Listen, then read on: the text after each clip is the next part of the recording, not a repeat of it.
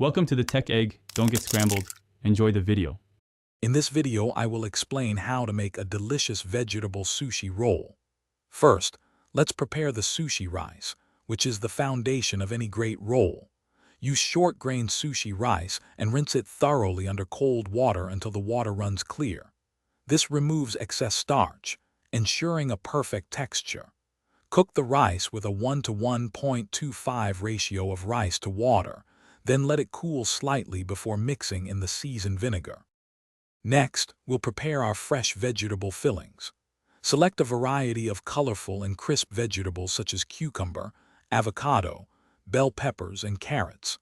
Slice all your chosen vegetables into thin, uniform strips, ideally about 1/4 inch thick and the length of your nori sheet. For harder vegetables like carrots, a quick blanch in boiling water for about 30 seconds can make them more pliable and enjoyable in the roll. Now for the exciting part, rolling your sushi.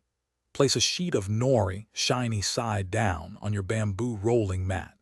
Evenly spread a thin layer of seasoned sushi rice over 2/3 of the nori, leaving about a 1-inch border at the top.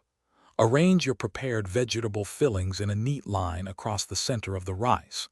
Use the mat to gently roll the sushi tightly, applying even pressure as you go. Finally, it's time to slice and serve your beautiful vegetable sushi roll. Use a very sharp knife, dampened with water, to cut the roll into 6 to 8 even pieces.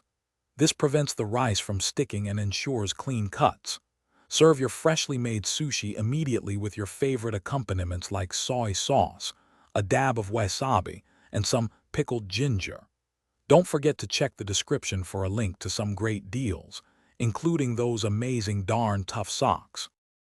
Thanks for watching. Consider subscribing if I helped unscramble your problems.